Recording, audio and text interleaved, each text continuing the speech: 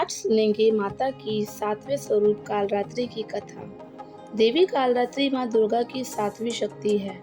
नवरात्रि के सातवें दिन माँ कालरात्रि की पूजा का विधान है। देवी कालरात्रि को काली, माँ काली, भद्रकाली, भैरवी, रुद्राणी, चामुंडा, चंडी और दुर्गा जैसे नामों से जाना जाता है।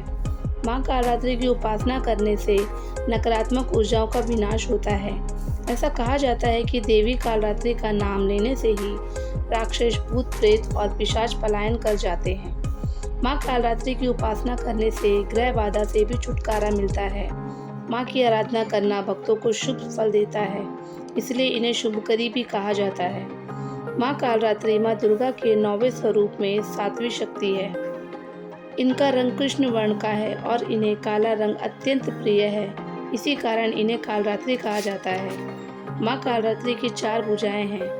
इसमें बाएं हाथ की दोनों भुजाओं में कटार और लोहे का कांटा धारण किया हुआ है और दाएं हाथ अभय मुद्रा और वर मुद्रा में है।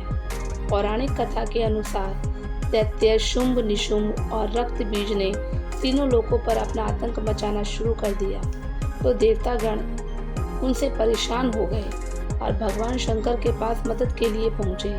रक्त बीज के पास वरदान था कि जैसे ही उसके रक्त की कोई भी बूंद नीचे गिरती, वैसे ही और रक्त बीज उत्पन्न हो जाते।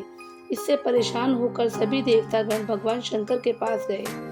भगवान शंकर ने देवी पार्वती से राक्षसों का वध करने को कहा और अपने भक्तों की रक्षा करने को कहा। भगवान शंकर का आदेश पाकर देवी पार्वती ने दुर्गा का रूप धारण कर लिया और शुंभ निशुंभ का वध कर दिया। लेकिन जैसे ही माँ दुर्गा ने रक्त बीज को मारा, उसके शरीर से निकले रक्त की बूंदों से लाखों रक्त बीज उत्पन्न हो गए। तब माँ दुर्गा ने माँ कालरात्रि का रूप ले लिया और तब माँ कालरात्रि ने इसके बाद रक्त बीज का वध कर दिया और उसके शरीर से निकलने वाले रक्त को अपने मुख में भर लिया। माँ कालरात्रि की पूजा रात्रि में करने का विधान है। तांत्रिक अपने मंत्र साधन के लिए इस दिन का पूरे वर्ष इंतजार करते हैं। मान्यता है कि इस दिन मंत्र सिद्ध होते हैं। नवरात्रों के 7वें दिन सुबह उठकर स्नान करके अपने नित्य कर्मों से निवृत्त हो जाएं।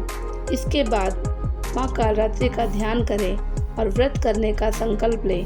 फिर माँ कालरात्रि की मूर्ति की स्थापना करें। चौकी पर लाल वस्त्र बिछाएं और उसके बाद मूर्ति या तस्वीर को स्थापित करें और इसके बाद माँ को गंगाजल से स्नान कराएं और उन्हें अक्षत, धूप, रात रानी के फूल, रोली, चंदन, कुमकुम आदि अर्पित करें।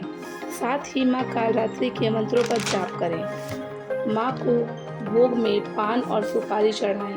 इस दिन माँ की पूजा करते समय उन्हें गुड़ का भोग लगाएं। माँ कालरात्रि को गुड़ बेहद प्रिय है।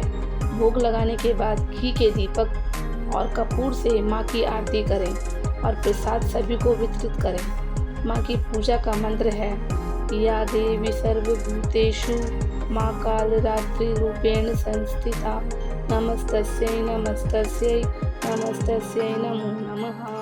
दूसरा मंत्र ओम कालरात्रि देव्य नमः। इन मंत्रों से माँ कालरात्रि का पूजन करें। तो ये थी माँ कालरात्रि की कथा।